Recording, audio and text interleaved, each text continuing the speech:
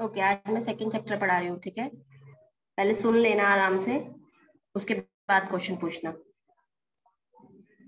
Start करो। Yes miss. Yes okay. Ma'am.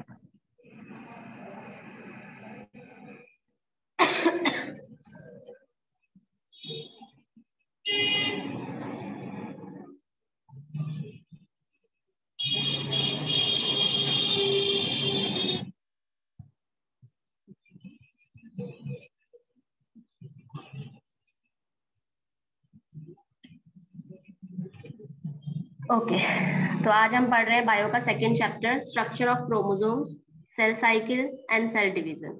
ठीक है, तो स्ट्रक्चर ऑफ क्रोमोसोम करवाने से पहले मैं थोड़ा सा सेल के बारे में आपको बता देती हूँ। वैसे फर्स्ट चैप्टर में सबने पढ़ लिया है।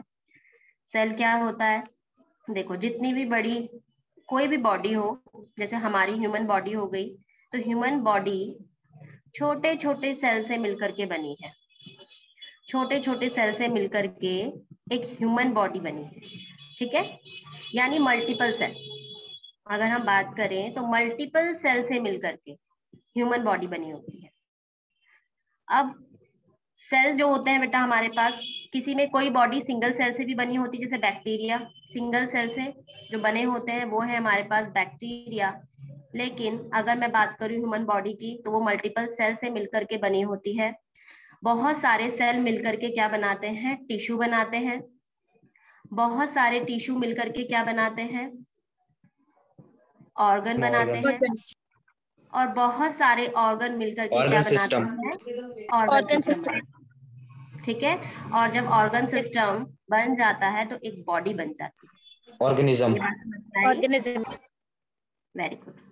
जब हमारा ऑर्गन सिस्टम बन जाता है तो एक ऑर्गेनिज्म डेवलप होता है। ये तो सबको आता होगा ना। Yes miss.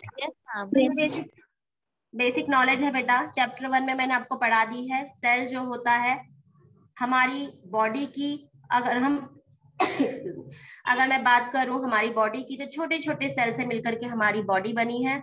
क्योंकि हमारे इंसान की बात कर रही हूँ मैं भी फिलहाल, ठीक है। तो जो हम ह्यूमन होते हैं, बहुत सारे सेल्स होते हैं और हर कोई सेल्स अपना अपना फंक्शन परफॉर्म करता है। हर किसी को अपना अपना फंक्शन मिला है करने को, ठीक है। और डिफरेंट टाइप के शेल्स भी होते हैं, यानी कि डिफरेंट टाइप के शेल बोलने का मतलब है क्या बेटा, शेप्स में। जैसे आप नर्व सेल देखोगे तो वो अलग शेप में होती है, आरबीसी देखोगे वो अलग शेप में होती है। आरबीसी अपना फंक्शन परफॉर्म कर रही है, नर्व सेल अपना फंक्शन परफॉर्म कर रहे हैं, ठीक है। तो क्योंकि हम क्या है बेटा, मल्टीपल सेल से बने, तो सारे सेल एक काम करे ऐसा नहीं हो सकता ह्यूमन बॉडी में। तो अलग अलग सेल क्या करेंगे, उनको अपना अपना फंक्शन मिला रहता है, वो अपना अपना फंक्शन परफॉर्म करते हैं। ओके, तो ये तो था सेल के बारे में। नेक्स्ट,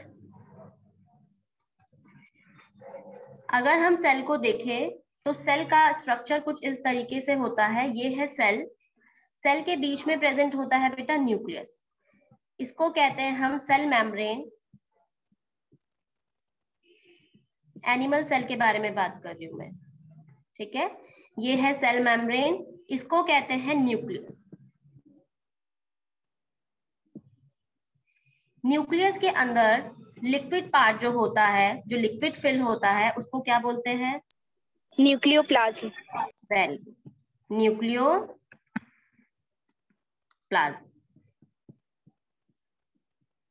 इस न्यूक्लियोप्लाज्म में थ्रेड लाइक स्ट्रक्चर होता है बेटा, बहुत फाइन होते हैं, इस तरीके से अरेंज होते हैं।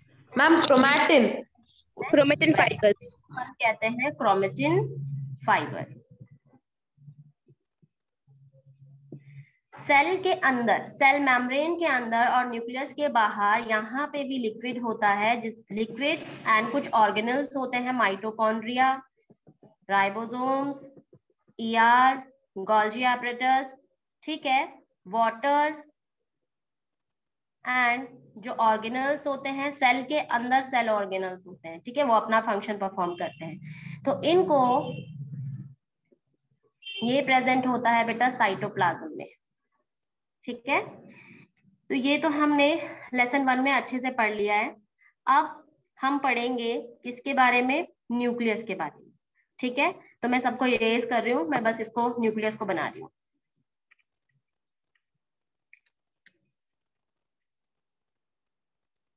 ये है एक न्यूक्लियस, ठीक है। इस न्यूक्लियस को, इसके अंदर क्रोमेटिन फाइबर प्रेजेंट है। अब हुआ क्या बेटा, देखो, जब हम इस सेल को, अभी तो ये न्यूक्लियस है, ऐसे समझो बाहर से सेल है, जब हम इस सेल को नॉर्मल अनस्टेन्ड, जो नॉर्मल है अनस्टेन्ड है, स्टेन नहीं किया बेटा इसको, अगर मैं इसको ऐसे ही लाइट माइक्रोस्कोप में देखूं, अभी मैंने स्टेन नहीं किया बेटा, ठीक है, तो जब मैं नॉर्मल अनस्टेन्ड लिविंग सेल को लाइट माइक्रोस्कोप में देखती हूँ, तो हो सकता है बेटा हमें ये न्यूक्लियस अपीयर ना हो, या न्यूक्लियस के अंदर ये क्रोमेटिन फाइबर हमें अपीयर ना हो। लेकिन जैसे ही मैं न्यूक्लियस में या इस सेल को स्टेन करती हूँ, तो स्टेन करने के बाद हमें दिखता है कि न्यूक्लियस में सेवरल स्ट्रक्चर होते हैं न्यूक्लियस के अंदर, ठीक है।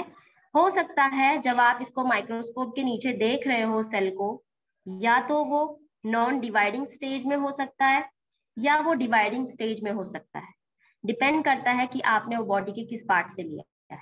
अगेन मैं रिपीट कर रही हूँ, जब आप किसी सेल को अंडर माइक्रोस्कोप देखते हो बेटा, और उसको आपने अनस्टेन किया है, यानी कि डाई यूज नहीं की है, अभी अनस्टेन लिविंग सेल को आप लाइट माइक्रोस्कोप के नीचे देख रहे हो, जब आप इसको देखोगे,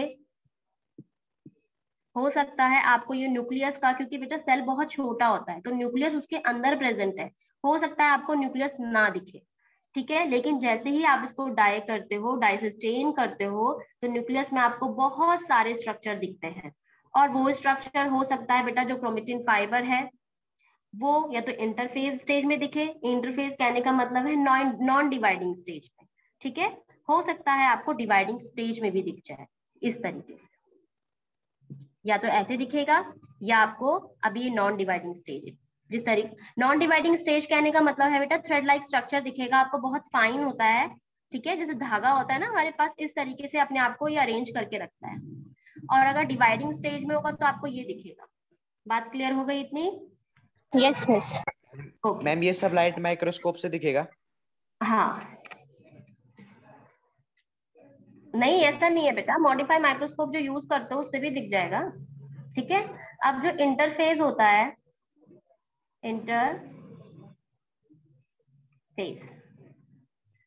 इंटरफेज में जो न्यूक्लियस होता है, इंटरफेस की बात कर रही हूँ बेटा, अभी भी बताया मैंने क्या होता है इंटरफेस।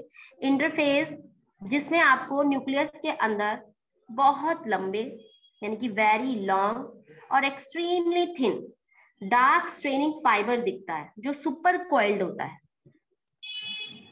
सुपर कॉइल्ड होता है, जिसको हम कहते हैं क्रोमेटिन फाइबर।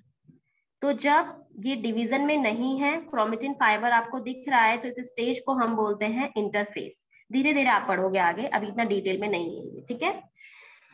जब सेल फर्स्ट स्टेज में एंटर करता है, तो फर्स्ट स्टेज है प्रोफेज।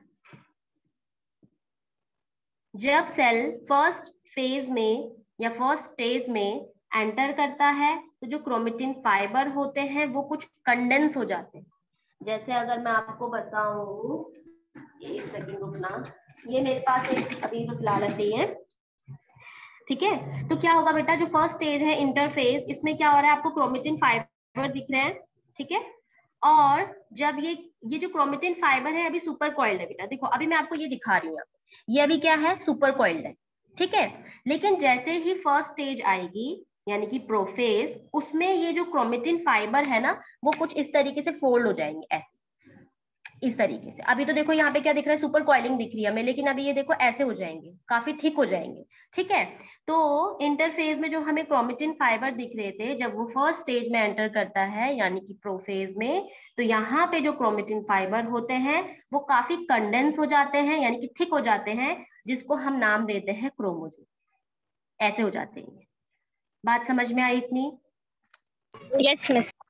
Very good. अब क्रोमोसोम क्या होता है ना बेटा, जो न्यूक्लियस के अंदर प्रेजेंट है, उस क्रोमोसोम की बात करती हूँ।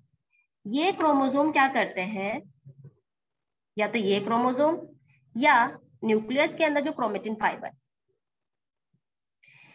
ये क्या करते हैं बेटा, इजीली जो मैं डाई इसमें अगर डालूंगी किसी भी ड्रॉपर की हेल्प से, ठीक है, उसको ये पिक कर लेते हैं और खुद को ये कलर्ड कर देते हैं। जो भी क्रोमेटिन फाइबर है ये कलर्ड हो जाते हैं जैसे ही इनको कोई डाई मिलती है, खुद को ये स्टेन कर देते हैं। इसीलिए बेटा इसको क्रोमोसोम नाम दिया गया है, क्रोमोसोम। क्योंकि अगर आप देखोगे तो क्रोमा मीन्स होता है कलर्ड एंड सोमा मीन्स होता है बेटा बॉडी, तो कलर्ड बॉडी। यानी क्रोमोसोम के ऊपर अगर आप डाई करो वो क्या करेगा, उस कलर को पिक कर लेता है, इसीलिए इसका नेम रखा गया है क्रोमोसोम। ठीक है, नेक्स्ट अब हम बढ़ते हैं। आपको सेल के बारे में पता हो गया है, क्रोमोसोम आपको समझ में आ गया है। क्रोमेटिन फाइबर जब कंडेंस हो जाते हैं तो क्रोमोसोम बन जाते हैं। ठीक है, क्रोमोसोम जो होते हैं ये हाईली कंडेंस्ड कॉइल होते हैं बेटा। क्रोमोसोम के बारे में अगर मैं बात करूं तो क्रोमोसोम ये highly condensed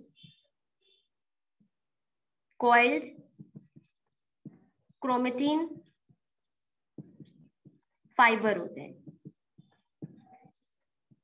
highly condensed coiled chromatin fibre ही क्रोमोसोम होते हैं। देखो ना बेटा, कंडेंस होकर के क्रोमोसोम ही तो बन रहा है, तो कहीं ना कहीं वो क्रोमेटिन फाइबर ही तो है। ठीक है, तो क्रोमोसोम क्या होते हैं, highly condensed coiled chromatin fibre होते हैं। Excuse me, miss.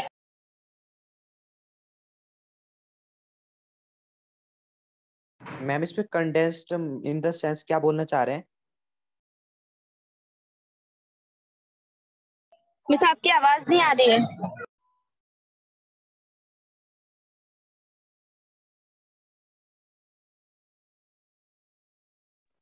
Ma'am, your voice is not coming.